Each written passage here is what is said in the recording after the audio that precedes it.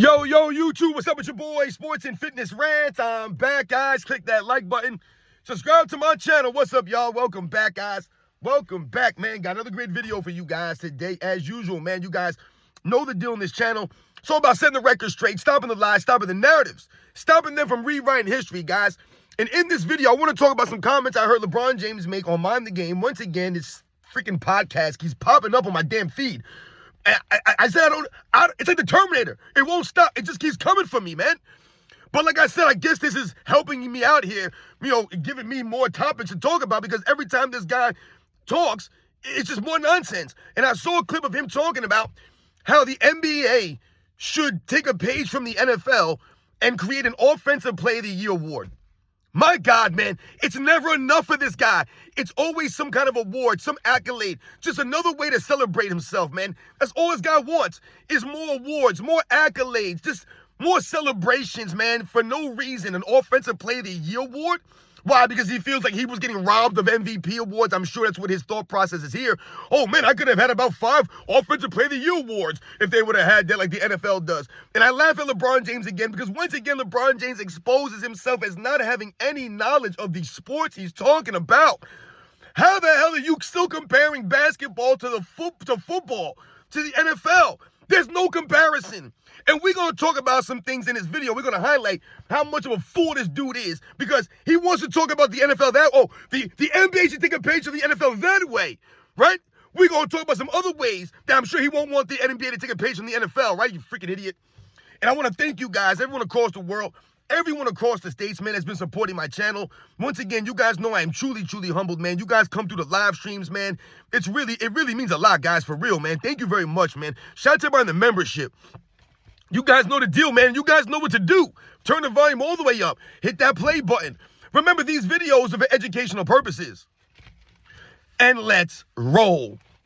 So, yes, guys, like I said, man, I heard another clip from LeBron James on Mind the Game, him and Steve Nash, just talking nonsense yet again. And like I told you guys, I keep telling these fools on YouTube to stop putting this damn thing on my feed. And yet, and somehow, some way, the LeBron James Mind the Game keeps popping up on my feed, man. I keep getting clips of this, clips of that. I got to keep seeing this fool. Come on, man. And like I said, the more this guy talks, the more material we have to do videos on. And the LeBron James fans, y'all just a sad group, man. Because you guys really believe that we really care that much about LeBron James, that all we do is think about LeBron James. Oh, another LeBron James video. All you guys do is talk about LeBron James. All you guys do is blah, blah, blah, blah, blah. Tell LeBron James to go away. No one's hunting LeBron James down. No one's looking for things about LeBron James to talk about. This man won't go away. He keeps talking on the podcast. All he had to do was get eliminated in the first round and just go away. That's all he had to do. But he can't do it. He's got to send tweets out. He's got to keep putting himself out there on the podcast. He's got to make appearances on other people's stuff. Dude, just please go away and stop talking, and there will be none for us to talk about.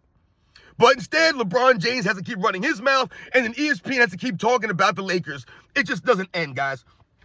But like I said, I heard this clip of LeBron James talking on Mind the Game, and he's asking why, or he's wondering if the NBA should take a page from the NFL and have an Offensive Player of the Year award, right? Just create a new award now, the Offensive Player of the Year.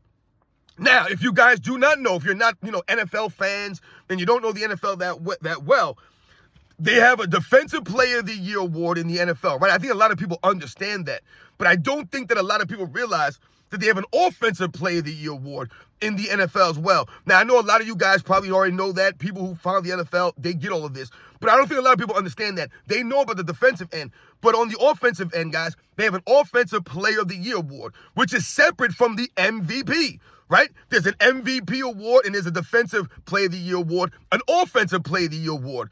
Now, in the NFL, more often than not, throughout the history of the NFL, especially over the last 20 years, let's say, right? Since about 2000, the NFL has become, dominantly quarterback driven, right? Back in the days when, football first came about, the NFL, the AFL, the running backs were the stars, guys. Guys that could run with the football. Jim Thorpe, Red Grange, the Galloping Ghost. right? These were the big name guys like Jim Taylors, the Jim Browns, right? These were the big name guys. Running backs dominated the NFL, right? The AFL, the great runners, McElhenney, right? All these great runners back in the 40s and the 50s and the 60s, man. Like I said, till about the late 90s into the 2000s when they start to change some of the rules and protect the quarterbacks more, allow more freedom on the receiver. I mean, they used to be able to beat the receivers up at the line, guys. I mean, pummel these dudes at the line.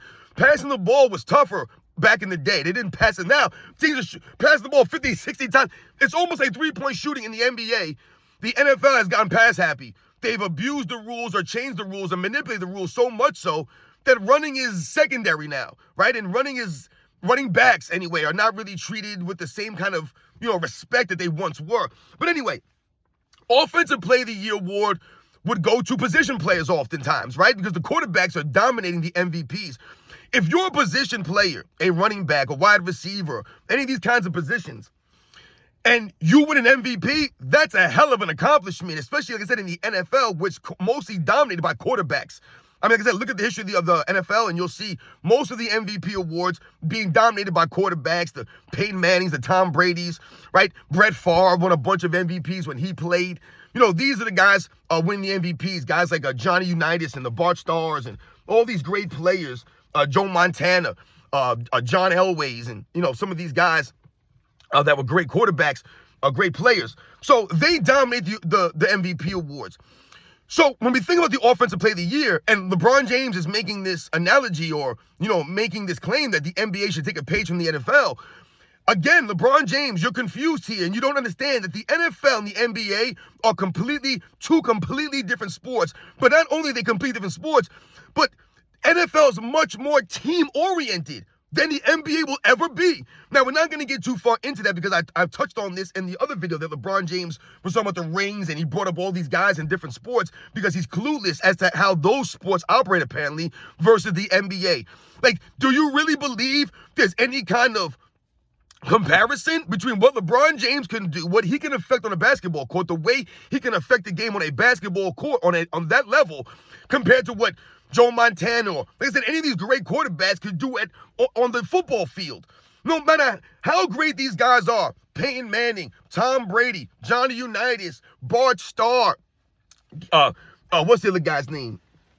I used to always hear back in the day, Ken Stabler, Roger Staubach. All these great quarterbacks, no matter how great they are, they still need a lot of guys doing their jobs. You need a lot of guys doing things the right way, or you're going to get crushed out there, right? You need linemen making blocks. You need running backs picking up blitzes. You need wide receivers running the right routes. You need them catching the balls. I mean, you need a lot of things going right for you.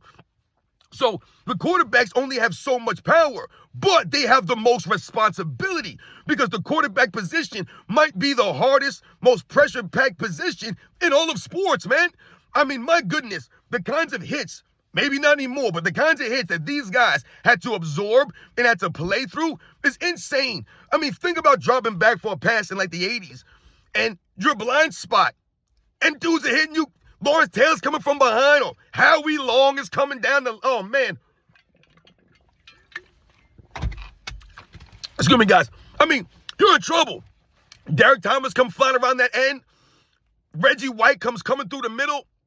I mean, my God, man. Deacon Jones or Mean Joe Green. These guys coming down. Sam Huff. The great linebackers coming on the blitz. Dick Butkus or Jack Lambert or Mike Singletary.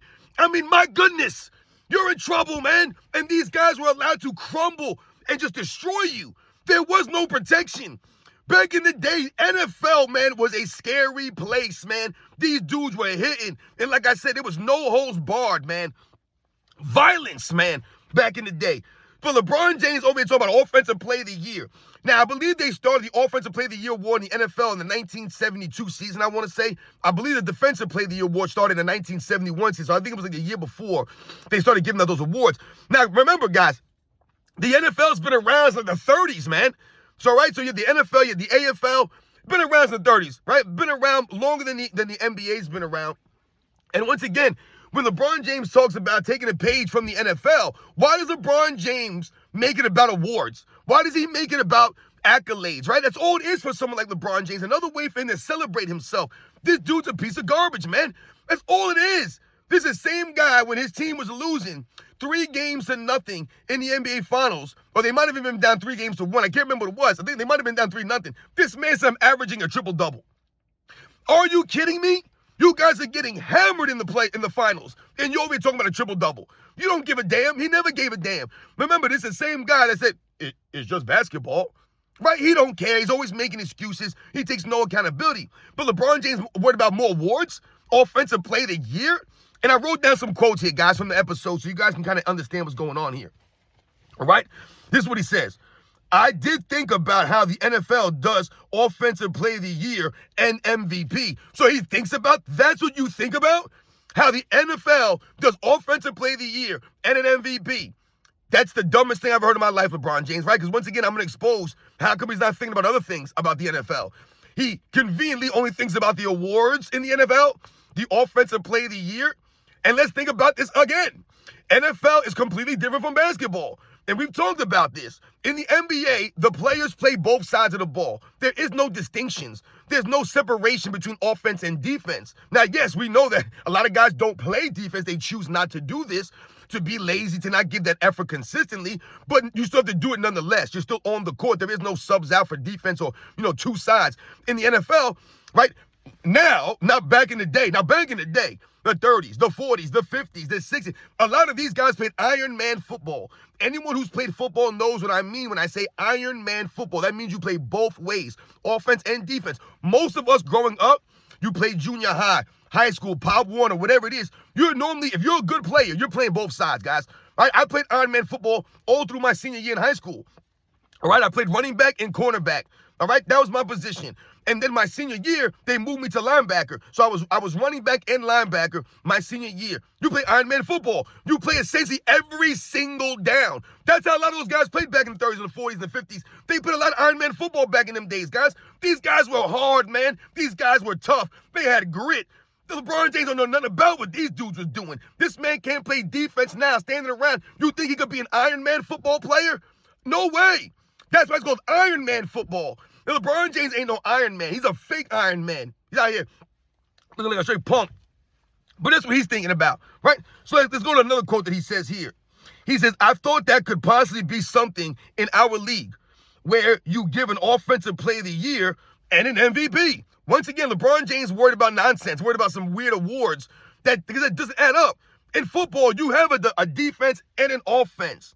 So it would make sense to have an Offensive Player of the Year and a Defensive Player of the Year and MVP. Also, once again, we have to think about, like I just talked about, quarterbacks normally dominate MVP awards, and rightfully so, right? They have the most pressure. That's the most difficult position to play. All the responsibility and ownership falls on the quarterback, guys, right? So when the team's doing great, the quarterback gets all the credit or most of the credit. When the team's doing bad, the quarterback gets most of the blame. So that's the way it goes. That's the dynamic for the quarterback position.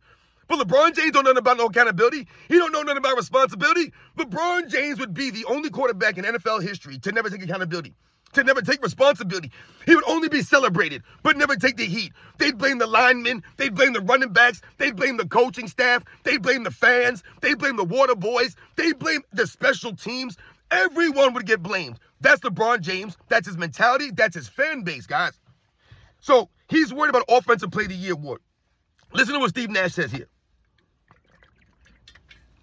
Pretty comical, man. Steve Nash says this, straight loser mentality. You could be on a poor team, have an unbelievable offensive year, and still win Offensive Player of the Year. Now, that doesn't apply to the NBA. It doesn't apply to the NBA, you fools. Listen to what he just said there. You could be on a poor team and have an unbelievable offensive year and still win Offensive Player of the Year. Now, that does not apply to the NBA, guys. It doesn't apply. Remember, I just told you guys not long ago about, what was that, the 2003 or 2004, I can't remember which team it was, Orlando Magic. And now, Tracy McGrady was the last player before LeBron James that I did the research on. He was the only player, other than LeBron James this season, to make an All-NBA first or second team, guys, having a negative plus minus. All right, Tracy McGrady was negative that year. I told you, Orlando Magic won like 20, excuse me, guys, like 20 games that season. So Tracy McGrady led the league in scoring that year. So by all accounts, like Steve Nash has said here, Tracy McGrady had a pretty unbelievable season. Led the league in scoring, right? But was on a crap team that won 20 games. In the NBA, nobody's impressed when you put up numbers on a crap team. That's the way it's always been in history. No one's impressed with this stuff. Hell, Will Chamberlain was putting up historic numbers that no one's ever going to sniff again and still wasn't winning MVP awards. Still was losing MVP awards to Bill Russell, right? Because winning mattered. Winning mattered, and remember, it was the players that voted on this stuff. See, LeBron James, Steve Nash, they never give you the history, the context, the perspective here. Yes, these guys won MVP awards. Will Chamberlain, Bill Russell, Kareem Abdul-Jabbar, Oscar Robertson, Bob Pettit, guys who won these awards. It was voted on by the players. The players voted on it. So to me, those MVP awards, you can't really argue with it. It's the players from the league voting. So, in essence, what argument would LeBron James have if the players in his league, that he always says his league is his league, voted for another MVP every year, not LeBron James? What would you be crying and arguing about? It's nothing to argue. Your contemporaries are not voting you. But what do they do now? Now you have the media members voting, coaches or whatever they have voting for this stuff. So now they try to create this idea, oh, LeBron James getting robbed. This guy's robbed. I hate to, when I hear that, oh, this guy was robbed. This guy was robbed. This guy should have won. This guy should have won that. And absolutely, we could point to different seasons in NBA's history and say, this guy might have been deserving of an MVP award, but he didn't get it. But you could have several people deserving of an award, right? But the more important thing is, did that guy actually earn it? Do you believe he earned that award? Because a bunch of guys could be deserving of it, like I said, but did the guy who won it actually earn it? And if it's so, more often than not, a lot of times, those guys earned it. They deserved the MVP. But there's been many times, like I said, there's a narrative, or we can say that this guy maybe shouldn't have won it, or his season wasn't as great. And this is what LeBron James and Steve Nash try to talk about. But when Steve Nash says you could be on a poor team, still have an unbelievable offensive year, and still win Offensive Player of the Year, that only applies for the NFL. It doesn't apply to the NBA. I don't want to hear about Tracy McGrady leading the league in scoring on a team that won 20 games, man. Because like I said, in an NBA setting, Tracy McGrady can take as many shots he wants. He can do whatever he wants to manipulate his numbers and impact the numbers in a way that it looks like he's doing something. He had an unbelievable offensive season, but yet still, it was on him. He went out there and just chucked up shots, didn't impact the game. That's not basketball. In football, like I said, there's more responsibility on team. So the perfect example is Barry Sanders, who I believe won the Offensive Player of the Year award 2 times in his career. You guys realize Emmitt Smith never won it. Emmitt Smith, as far as I remember, never won Offensive Player of the Year award. I could be wrong about this, but I don't think he ever won Offensive Player of the Year award. But he's won the MVP, Emmitt Smith, in the NFL, which is a huge accomplishment for a running back to win an MVP award. But I believe Barry Sanders is a 2-time Offensive Player of the Year award winner. Does anybody recall the great teams that Barry Sanders played on? No. So Barry Sanders essentially was the kind of player that could put up unbelievable yardage, unbelievable offensive numbers right on that team, on a crap team, a mediocre team. And he could win an Offensive Player of the Year award because the sport is more team-oriented. He has less of an impact on the game than an NBA player, superstar level talent does on an NBA court. So the onus is more on the NBA player than it is on Barry Sanders. He can only do so much. He can't block, he can't tackle, he can't throw the ball, he can't call the plays. He can't do any of these things, can't kick field goals. He can only control what he can control. And he was great at that. So we often remember Barry Sanders putting up these crazy statistical seasons on mediocre bad teams. That's what the difference between an NBA and NFL is. LeBron James, Steve Nash don't seem to get this stuff, man. They don't seem to get it. Major League Baseball, the same way. You can win a lot of these MVP awards. Look at someone like Mike Trout, for example, a recent guy who's won a bunch of MVPs. What has he won team-wise? Not a damn thing. Nothing. Literally nothing. But he's got all these MVP trophies because, once again, baseball is more team-reliant. He can only do so much on a field, right? Hitting the ball. He can't hit for everybody, can't field for everyone, can't pitch the ball. None of this stuff, man. So these are more team-oriented sports than basketball will ever be, man. Those are the facts. I mean, you think about something like hockey, you got 5 people on the team and a goalie, so 6 people on the ice for each team. You have a goalie, think about that, a goalie Think about how much reliant you are on your goalie. That's a team sport, man. Goalie, they know goalie in basketball. No one's standing by the rim, just standing there, blocking the rim. Soccer as a goalie. A goalie.